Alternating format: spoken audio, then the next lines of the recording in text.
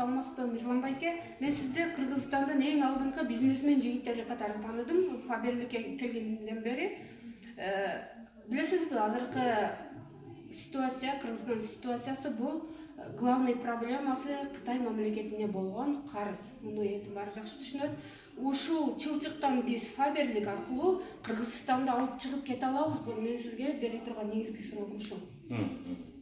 Аябай татаал суроо экен өзү, татаал суроо экен. Эмнеге дегенде, негизинен эгерде биз карапайым элди айтсак, буга Фаберликтин тиешеси бар да. Биз карапайым эл менен иштейбиз. Ал эми Кытай менен биз иштебейбиз. Биз мамлекет эмеспиз да. Бул мамлекеттин астындагы жоопкерчиликти бизге тапшырып атабыз. Эки башка тармак болуп атат да. Ошол үчүн бул суроого жооп бериш кыйын. Эми мамлекеттин Кытайдын астында алган карызына ишкерлер веманы салмашып атат да, ошондой болуп калат да. Кыргызстандын өзү, Кыргызстан мамлекети элибиз карапайым эл качан деги карыздардан чыгат деген суроого жооп берсек туурабы, балким ошол жөнүндө көрсөтүш керек. Албетте. Эл канчалык көп акча түшүп турчу булактарды көбөйткөн сайын, акча түшүүнүн агымын көбөйткөн сайын, эл байыган сайын өзү мүмкүн болсо, жана ошол эл мамлекетке чындап өз ниети менен салыктуу убагында төлөп турса гана мамлекет карызга батпайт өзүчө. Негизи мамлекет карызга батканда элдер дайым бир тарабы эле мамлекеттеги чиновниктер күнөөдөп ачат. Аны мен туура эмес деп айта албайм.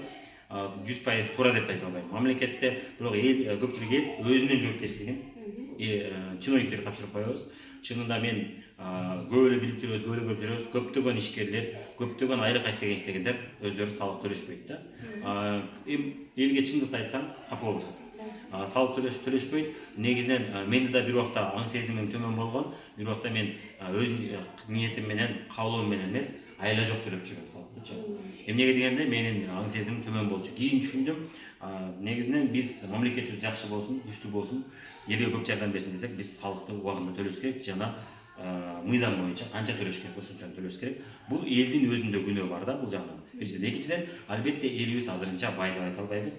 Мурунку караганда салыштырмалуу бир топ бай, бирок акча түшүп турчу булактарды көбөйткөн эмеспиз да. Акча түшүп турчу булактарды көбөйтүш керек, бизнесмендерди салыктырмаса. Инвесторлорду тартышыбыз керек. Акча түшүп турчу булак дегенде көбүнчө бул гранттарды айтышат, инвесторлорду айтышат, жана башкаларды айтышат. Негизинен албетте инвестор тартпагыла деп айтпайбыз, инвестор тарткан жакшы, бирок бир гана инвестицияга таянган бул өтө глупый нерсе. Бул эмнеге окшош? Мен өзүм таап атканымды жей берейин, ал эми бирөөдүн акчасын бизнесиме салайын деген нерсе. Ишкер эч качан андай көз караш менен өнүкпөйт да. Ишкер эгерде мамлекетте бул ишкер бизнеске окшогон нерсе да. Эгерде ишкер мен өзүм тапканымдан да салайын, инвестордун акчасын туура пайдаланайын десе, ал бизнес өнүгөт. Ал эми инвестордун акчасын жеп коюп жүрө берейин десе, ал бизнестин келечеги жок, ал ишкердин да келечеги жок, ал ишкер эч качан байыбайт да. Биздин мамлекетибиздин көпчүлүк элиталардын болушу мүмкүн, элибиздин көз карашы, тилекке каршы ушундай болуп калды. Бирөөдөн жардам сурап, бирөөдөн чилемчилеп. Негизинен биз мүмкүн болсо акча түшүп турчу булактарды көбөйтөлү. Анан албетте Фаберлик дегенде бул Россиянын компаниясы, бизге тескерисинче акчаны алып кетип атат деп ойлош мүмкүн. Азыркы учурда интернет өнүгүп атат, онлайн өнүгүп атат. Биз ушул жерден туруп, Кыргызстандан туруп, Россия менен Казакстан менен иштешип, Казакстандан Россиядан акча түшүп турчу булактарды түзсөк болот. Буга бирден бир толтура бизнестер бар. Кадимки бизнестер буга компанияны чоңойтуп, Казакстан деңгээлине, Россиянын деңгээлине чейин чоң масштабка чыгаруу. Мисалы үчүн ошолордун бири Шоро компаниясы. Шоро компаниясы Казакстанда бар. Кытай аракеттерин жасады. Россия канчалаган кымыздар кетип атат, ошол компанияларды түптү. Бул кадимки ишкерлер. Эгерде сиз өзүңүз ошондо көрсөңүз, сиздин Кыргызстандын өзүнө болгон салымыңыз ошол болот. Ал эми биз чиновниктерди сындаганда акча пайда чыкпайт, көбөйүп кетпейт да. Эгерде мамлекет өзү жылына мисалы айталы, мисалга да 10 миллиард акча түшүп турса, элдин салыгынан жана башка булактарынан, ГЭСтен жана башкалардан түшүп турса, чиновник алмашкандан ал акча көбөйүп кетпейт да. Албетте туура иштеген жетекчилер келип туура аны пайдаланса, жок дегенде карыз болбойбуз. Бирок акча көбөйүп кетпейт. Акча качан көбөйөт? Бизге окшогон жөнөкөй карапайым элдер бизнес жолун тандап, бизнести үйрөнүп, өз бизнестеринде мыкты болуп, сырткы дүйнөлүк деңгээлге чыгчу бизнестерди түптөгөндө гана ошондо салым болот. Биздин учурда Фаберликте биз көптөгөн элдер менен иштешип жүрүп атабыз. Онлайн акча киргизбестен, тобокелге барбастан, жөнөкөй акчасы жок жөнөкөй адам интернет технологияларын өздөштүрүңүз, биз берген системаны колдонуп, дүйнөлүк деңгээлде бизнес курууңузга болот. Биз азыркы учурда 9 мамлекет менен иштешип атабыз. Жана бизде толтура Кыргызстандагы биздин жарандарыбыз ушул өзүн жашаган кичинекей айыл айталы, Баткен, Лелек айылында дейли, же болбосо Аксай айылында туруп алып, Россия, Казакстан менен иштешип, команда куруп, байып атышат. Алар байганда жөн гана жүрүп аткан жок, алар Кыргызстандын казынасына салык төлөп атышат да. Жана алар турмуш шартын оңдоп, өздөрү эле турмуш шартын, алар бай үчүн бирөөнүн турмуш шартын өзгөртүп атышат да. Ошол жагынан туура суроо бердиң, сол жагынан мунун элге пайдасы бар. Биз карапайым элдин турмушун жана анын сезимин, ана көптөгөн сабактар бар. Биз мисалы үчүн салык маселесин көп сүйлөйбүз, кайрымдуулук темасын көп сүйлөйбүз. Ошолорду жасап жүрчү болсоңор ишиңер жакшы жүрүшөт деп айтабыз да. Элдин аң сезимин кыйлап көтөрүп атабыз. Ошол жагынан салымыбыз бар. Болгону биз саясатка аралаша албайбыз, саясат ишине киришип албайбыз. Бирок карапайым элдин аң сезимин өстүрүп, өзгөрткөнгө болот. өзгөрткөнгө биз салым кошо алабыз. Ошол себептен бул жактан дагы эгерде тааныштарыңыз кимдир иш иштесе, колдоп койсоңуз бул жакшы болот. Анткени дегенде азыркы учурда Фаберик компаниясы Кыргызстандын эң бир көп салык төлөгөн компаниялардын бири да. Ошол 20 компания болсо ошонун бирөөгү Фаберик. Демек, Кыргызстанды канчалык бир деңгээлде көтөрүүгө чоң салым кошуп жатат деп айтабыз. Өзгөчө онлайн технологиялардын жардамы болгон үчүн. Эгерде онлайн технологиясы болбосо, биз Кыргызстан ичиндеги гана адамдарды кардар кылып, Кыргызстан ичинен гана элдердин соодасынан гана пайда көрөт экенбиз, жана ошол салык төлөмөк. А бирок биз сыртка чыгып атканыбыз үчүн, сырттагы чоң деңгээлде бизнестерди куруп аткан үчүн, мисалы үчүн биздин командада биздин бизнеске үйрөтчү сабактарыбыз өзбек тилине, казак тилине, түрк тилине жана англис тилине которулуп атат. Кудай буйрса келечекте немис тилинде которулат деген пландар бар. Муну биз эмне максатта жасап атабыз? Ошо биз менен иштешкен адамдар, карапайым жөнөкөй элдер ошол мамлекеттер менен иштешкени шарт түзүп берип атабыз. Эртеңки күндө биздин ошол жактагы кыргыздарды бизнеске чакырып, ошолор кызыгып бизнеске киришкенде аларга немистер менен иштөөгө даяр курал берип атабыз да. Немистерди дагы ошол бизнеске аралаштырып, чоң оборотторду жасап отуруп, чоң оборот болгон сайын биздин кыргыздар аркылуу кетип атат, чоң оборот болгон сайын чоң оборот жасаган лидерлерибиз Кыргызстандын казынасына салык төлөп атат жана өзүнүн жакындарын байыгааны жардам берип атат, мүмкүнчүлүк берип атат. Демек, Кыргызстандын бизнесмен жигиттери, бизнесмен кыз келиндери аркылуу биз Кыргызстанды көтөргөнгө толук мүмкүнчүлүк бар. Кээ бир адамдардын ойу бар, эгерде компания Кыргызстанда ачылса болсо, анда патриоттор экен дешет. Ал эми Кыргызстанда ачылбай, ал Россияны кылып калса, силер Россия иштеп берип атасыңар дегенде көз карашты айтышат. Чынында сиз кайсы компанияда иштебеңиз, айырмасы жок. Бул эмнеге окшош? Сиз Россияда жүрөсүз, Россияда экономикасына салым кошуп атасыз. Демек сиз патриот эмессиз дегенге барабар. Демек сиз үй бүлөңүздү баксаңыз дагы, Кыргызстанга канча акча жөнөтпөсөңүз дагы жардамга, Кыргызстандан келип квартира сатып алсаңыз дагы сиз патриот эмессиз дегенге барабар.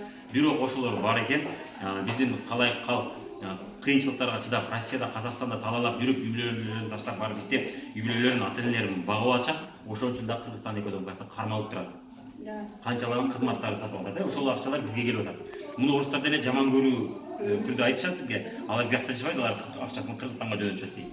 Аны туура түшүнгөндөр, биз бир мамлекет, бир элбиз, Россия менен Кыргызстан чоң империябыз, биз мындай кандай чоң базарбыз да биргеликте. Ошону түшүнбөгөндөр сындайт. Чынында эмне болуп атат? Чынында ошол адамдарды патриот эмессиң деген бул туура эмес.